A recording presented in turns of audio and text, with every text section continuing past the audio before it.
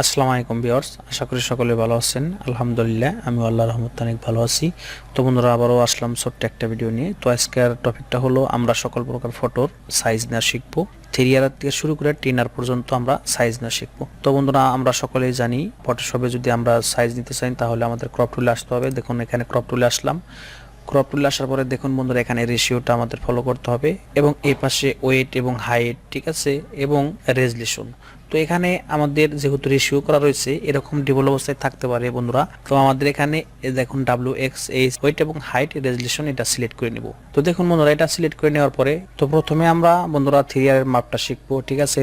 তো এখানে আমরা 3x5IN, ঠিক আছে, এনসি দিলাম এবং এখানে আমরা দিব হলো 5IN। তো কি হলো, এটা আমাদের কিন্তু 3R এর সাইজ হলো। এটা এখন যদি আমরা এটাকে ক্রপ করে দিই ফটোটা, তাহলে এটা আমাদের 3R ফটোর মাপ নেওয়া হলো। তো আমরা আবার ব্যাগে যাই, ব্যাগে যাওয়ার পরে তো বন্ধুরা আমরা এখন 4R সাইজ মাপটা দেখবো।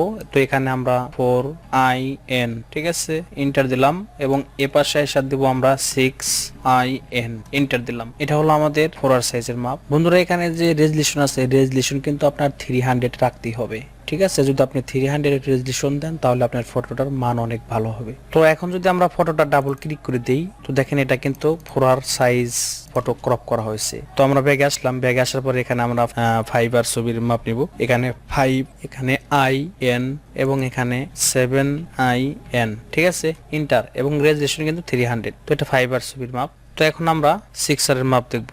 এখানে 6 দিব, এখানে IN দিব এবং এখানে 8 দিব এবং IN দিব। এটা হলো 6R। তো বন্ধুরা, এখন আমরা 8R এর মাপ দেব। এখন এখানে 8 দিব এবং কি এখানে এনসি দিব এবং এখানে 10 দিব, ঠিক আছে, এবং এই পাশে এনসি থাকবে, রেজলিউশন 300 থাকবে।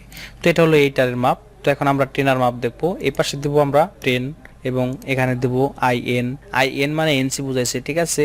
এখানে আমরা দিব হলো 12 ইঞ্চি, এখানে IN দেয়, রেজলিউশন 300।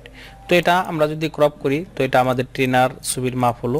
তো বন্ধুরা, এই ছিল আজকের ভিডিও। বন্ধুরা, যদি ভিডিওটি ভালো লাগে তাহলে অবশ্যই লাইক করবেন এবং আমাদের চ্যানেলটি সাবস্ক্রাইব করবেন। সকলকে ধন্যবাদ। সুস্থ থাকবেন, ভালো থাকবেন।